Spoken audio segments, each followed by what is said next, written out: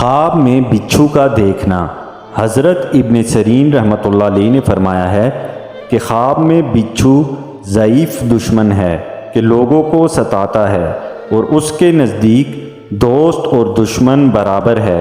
اور اگر کوئی خواب میں دیکھے کہ بچھو نے اس کو کاٹا ہے، دلیل ہے کہ دشمن اس کو برا کہے گا اور اس سے رنجیدہ ہوگا، اور اگر دیکھے کہ اس نے بچھو کو مارا ہے، دلیل ہے کہ دشمن پر فتح پائے گا، اور اگر دیکھے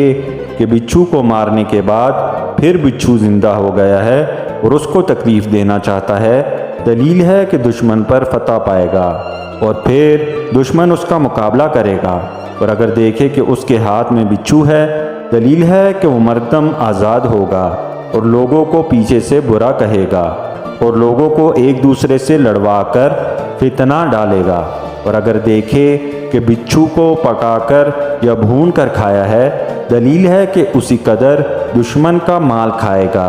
اور اگر دیکھے کہ بچھو کو منہ دکھایا ہے اور کھایا ہے، دلیل ہے کہ دشمن اس کے گھر میں ہے اور اس کے ساتھ نشست و برخاست رکھتا ہے، اور اگر دیکھے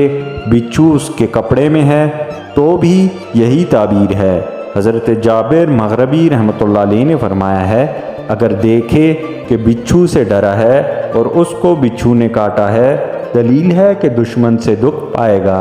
اور بعض اہل تعبیر نے بیان کیا ہے کہ عورت سے جمع نہ کر سکے گا، اور اگر دیکھے کہ بچھو اس کے پیرہن میں ہے، دلیل ہے کہ دشمن اس کو نقصان پہنچائے گا، اور اگر خواب میں دیکھے کہ بچھو اس کی شلوار میں ہے، دلیل ہے کہ دشمن اس کے عیال یا اس کی کنیز سے فساد کرے گا۔ حضرت جعفر صادق رحمۃ اللہ علیہ نے فرمایا ہے،